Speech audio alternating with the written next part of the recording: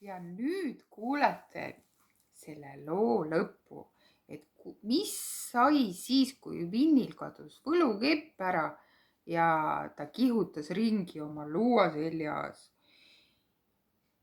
Rappunud, muljutud, põrutatud ja lapikuks litsutud luuareisijad ajasid end jalgele ja vaatasid seda kuhja, mis ratastest ja katkisest luuast järele oli jäänud.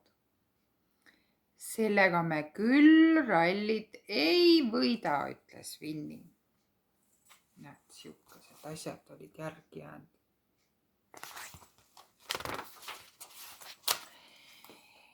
Just siis kuulsid nad külast valjuhääldite kõminat, mis kuulutas ralli algust. Kohe algab, ütles Vinni. Tule, Vilbur, isegi kui me osaleda ei saa, võime seda vähemalt vaadata. Aga kuidas me sinna nii kähku saame? Juba tean. Abrakadabra ja hetke pärast olid Vinni jalast rulluisud. Pumm! Järgmisel hetkel oli ta pikali kukkunud. Ai! Vilburist kinni hoides ja oma tagumikku sügades upitas Vinni end püsti. Sina ka, Vilbur, ütles ta. Abrakadabra! Plats! Kohe oli Vilburi iga käpa allratas, mis sõitsid aga igaüks ise suunda. Ta jalad vajusid laiali ja Vilbur lendas kõhuli. Sihuke lugu juhtus. Mäu! Tule nüüd, Vilbur, lähme siis. Vinni ja Vilbur vänderdasid edasi, aga tasapisi hakkas nende sõit üha paremini edenema ja nad muutusid aina julgemaks. Peagi vihises Vinni edasi nagu tšempion. Üks käsi seljal, teine aga küljel hoogu andmas. Ohoo, küll on hoog, hüüdis Vinni. Suure mürinaga alustasid autod rallid.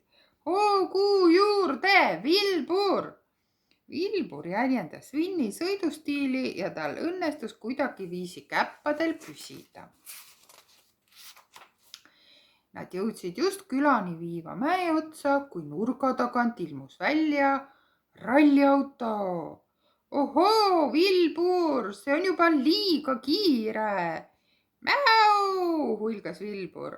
Üha suurema hooga kimasid nad teele ja tuhisesid mürisevatest autodest mööda.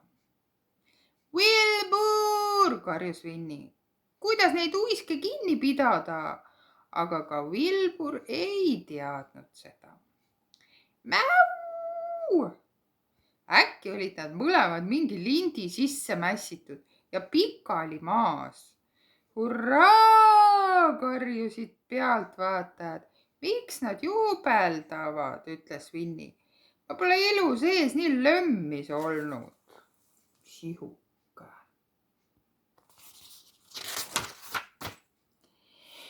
Nad rõõmustavad, sest teie võitsite ralli, proua, ütles naabrimees suur Cherry, kes astus rahva hulgast välja. Kas ma kannan teid koju? See oleks küll kena, ütles Vinni. Seal teen ma meile kõigile korralikud tassi, küüslauguõie ja kraavi veeteed. Korralik ralli ongi siis, kui on palju lärmi, murtud luud ja pärast pakutakse teed. Väga kena, ütles Cherry. Ja sellega on meie nõialugude raamat läbi. Peatsete kohtumisteni, lapsed! Tadaa! Ja tulge meile Segasummalasse nõiapeole!